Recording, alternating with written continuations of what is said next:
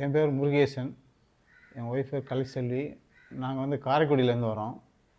எங்களுக்கு வந்து ஒரு நவம்பர் மாதம் மிடில் வந்து எனக்கு வந்து திடீர்னு ஒரு நாளைக்கு வந்து லெஃப்ட் லெக் பயங்கர பெயின், நிற்க முடியல, படுக்க முடியல, எதுவுமே செய்ய முடியாது. திடீர்னு ஒரு இதாவது பெயின் ஜாஸ்தி ஆகிடுச்சு.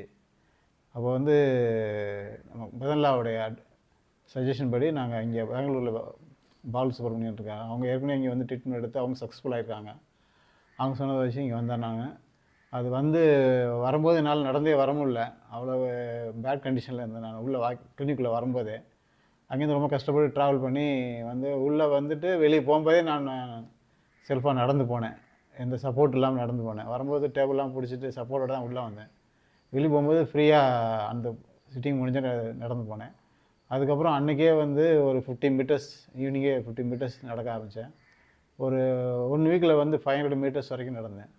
அப்புறம் ஒரு 15 டேஸ் அடுத்த விசிட் வரணும். நான் அடுத்த விசிட் வரும்போது 1 கிலோமீட்டர்னால நடக்க முடிஞ்சுது.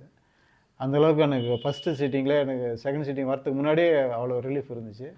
இப்போ வந்து நான் கிட்டத்தட்ட 5 சிட்டிங்ஸ் முடிச்சிட்டேன். நான் 100% அந்த பெயின் எதுவுமே கிடையாது, அந்த சிம்டம் எதுவுமே கிடையாது.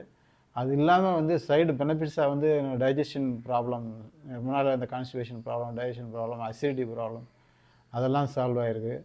அது இல்லாமல் வந்து இப்போ முதல்லலாம் வந்து நான் ரொம்ப நேரம் லாங்காக ரொம்ப நேரம் தூங்க மாட்டேன். நான் நைட் 10 மணிக்கு படுத்தா 2 மணி 3 மணிக்கு எழுந்திரிக்கும். அதுக்கப்புறம் எனக்கு சவுண்ட் ஸ்லீப் வராது. இப்போ வந்து நான் படுத்துட்டேன்னா கண்டினியூஸாக நான் தூங்கிடுறேன். அப்புறம் வந்து அதுக்கப்புறம் வந்து ப்ராஸ்டேட் ப்ராப்ளம் வந்தது.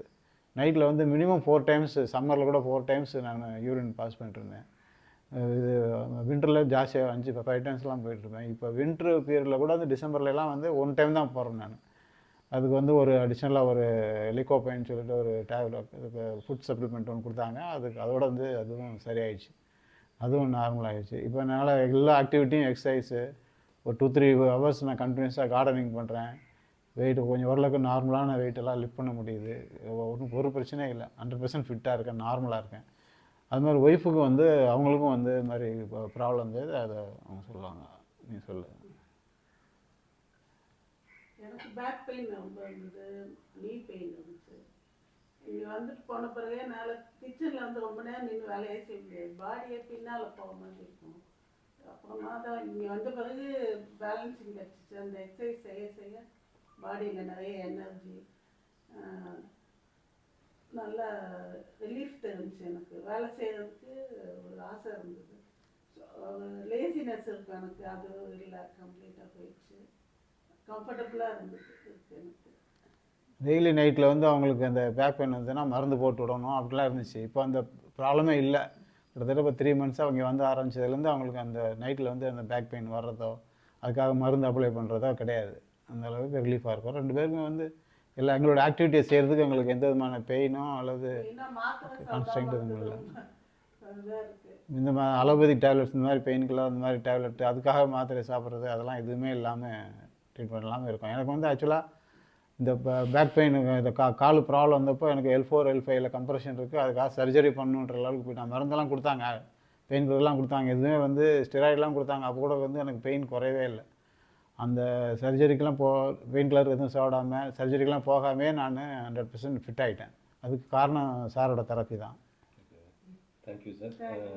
அதாவது இதுக்கு ஃபஸ்ட்டு நீங்கள் தேங்க்ஸ் சொல்லுறது பாலசுப்ரமணியம் சார் தாங்க. ஏன்னா அவர் தான் கரெக்டான டைமில் உங்களுக்கு. ஆமாம், அது ஏற்கனவே சொல்லிட்டே இருந்தார் சார். நாங்கள் வந்து நிறைய பேர் ஃப்ரெண்ட்ஸுக்கு சொல்லியிருந்தோம். ஃப்ரெண்ட்ஸே இது வந்து 5 பேர் வந்துட்டாங்க. இப்போது ரிலேட்டிவ்ஸ் வந்தாங்க, ஃப்ரெண்ட்ஸும் வந்திருக்காங்க.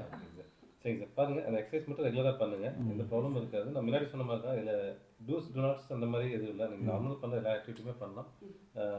எப்படி சொல்லாங்க, எல்லாமே டூஸ் தான் சொல்ல போனால். இந்த எக்ஸசைஸ் மட்டும் டெய்லி காலையில் ஒன்ஸ் பண்ணிட்டீங்கன்னா எந்த ரெஸ்ட்ரிக்ஷன்ஸ் இல்லை, எல்லாமே பண்ணலாங்க. சரிங்களா? ஸோ மோஸ்ட்லி எதுவும் டிஸ்கம்ஃபர்ட் வராது சார். In case of any discomfort ஒரு ஆல்வேஸ் ஒரு மெசேஜ் பண்ணுங்க. Thank you sir. தேங்க்யூ. இவ்வளோ தூரம் ட்ரெஸ் பண்ணி வந்தீங்க, கண்டிப்பாக அதுக்கான ரிசல்ட் அதுதான். கண்டிப்பாக. Thank you sir. இன்னைக்கு கடமை போட்டுருக்கோம். Thank you ma'am.